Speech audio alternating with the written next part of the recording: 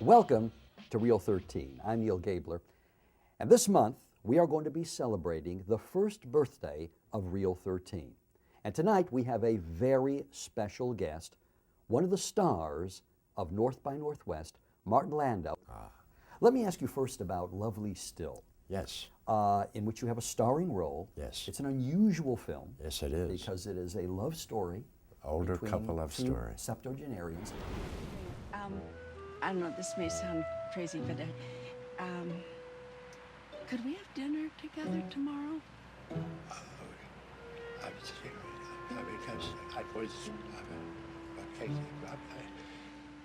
sorry, I made a mistake. One of the beautiful things about the movie is the relationship between you and Ellen Burstyn. You know, a lot of people have asked us, did we improvise a lot? You know, none of it's improvised. Not a word. Everything is scripted. And it's about playing tennis with a good player. You don't know where the ball's going to come, and each take had its own reality. And you know, all an audience ever wants to believe is what's going on up there is happening for the first time ever. And then I always treat a take as a rehearsal for the next take.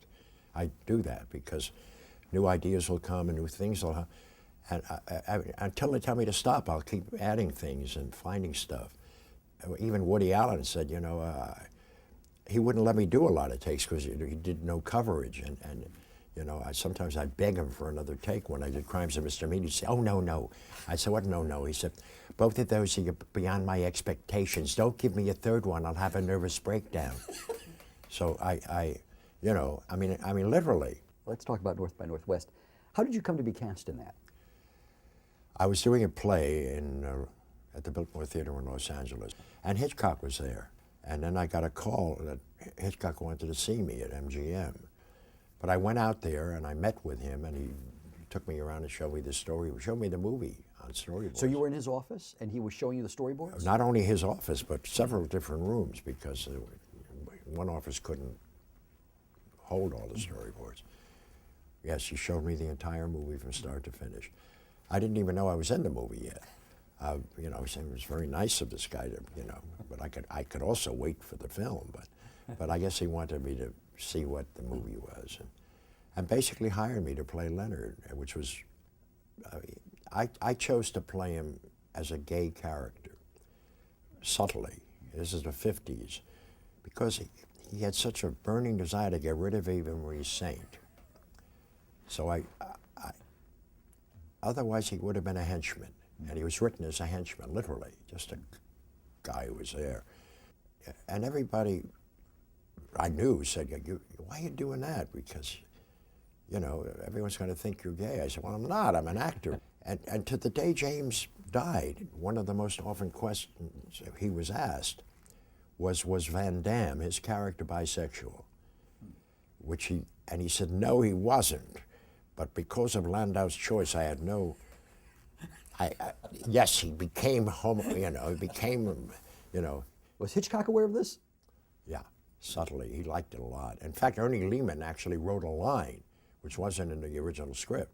Ernie went to see the dailies and added a line when I pulled a gun and, you know, the Gestapo trick. I have a line which is, call it my woman's intuition, if you will, is a male character saying that. That was added out of what I was doing. And Hitch loved what I did. I mean, you know, we became pals, actually. Were you intimidated by him when you first met him? Not really. I don't know why. I was stupid. You know, we got along. So I'm having tea with him, and I said, you know, I'm curious. How you saw me in that play and cast me in this part. I mean, it's like 180 degrees, because in the middle of the night I played a musician, a macho guy who's, you know, I said, how did you see me in that play and cast me in this part? And he said, Martin, you have a circus going on inside of you. Obviously, if you can play that part in the theater, you can do this little trinket. Now, Cary Grant is notorious. I said how Alfred Hitchcock was notorious for not liking actors, which you dispute. Cary Grant was notorious for scene stealing. Did you ever feel that Cary Grant was trying to upstage you? Never. Though, the one thing he did, Hitchcock wanted my character to be better dressed than Cary Grant, because Grant is kidnapped and he wears the same suit. So they had about 8 suits made in various degrees of disrepair as the picture went on. Hitchcock calls me and says, come to the studio. He said, we're going to a tailor in Beverly Hills, Quintino. He makes Cary's clothing. So we went to this tailor who made Cary Grant's clothing and made the suits I wear in that picture to his specifications. Now, I'm in Chicago, and they're shooting in LaSalle Street Station. Hitchcock says, put on the gray suit. I want to see how it looks in the environment. So I get into the gray suit, and a car picks me up, and I go to LaSalle Street Station, and there's a big crowd, and it's fenced off, and watching. And I'm waiting because they're shooting. At which point a guy taps me on the shoulder and says, excuse me, Mr. Grant would like to know where you got that suit. I said, what? Cary Grant spotted this suit in a crowd of people, not knowing I was in the movie. I never met him.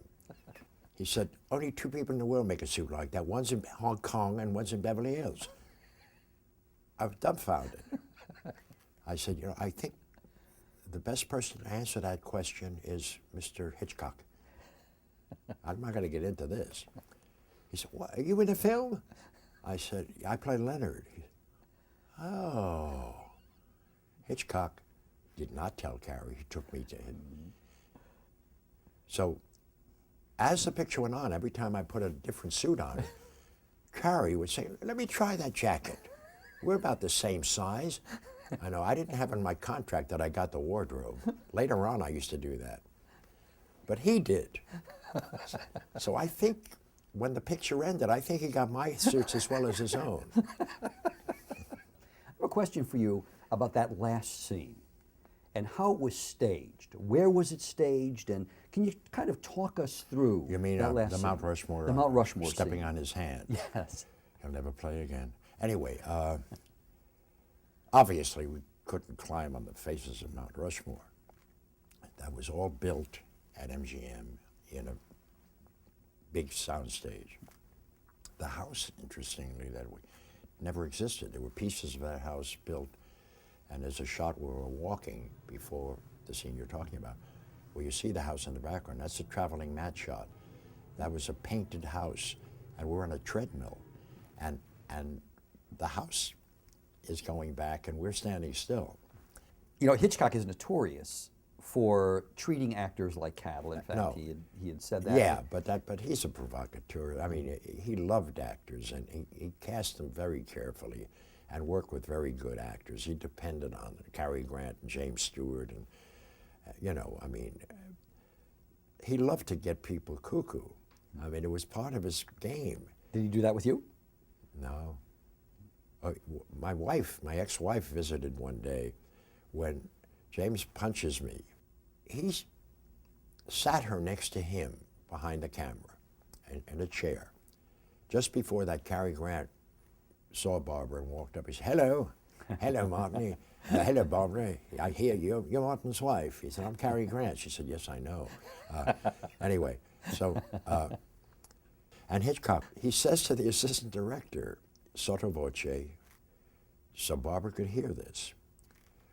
You know, is Landau working tomorrow? No, he's not on the schedule tomorrow. Good. I'd like James to hit him, and I'd like his jaw to come apart. But don't tell Landau. I'd like it to be a surprise, and it was for her benefit. He knew that she heard every word of it, and she was signaling me, and I didn't know what the hell she was telling her. That I was going to get punched. Now, all of that was for her benefit, you know. Well, we've been privileged to be here with Oscar winner Martin Landau. Thank you very much. Oh, thank you very much. And we'll be back next week with Reel 13. I'm Neal Gabler.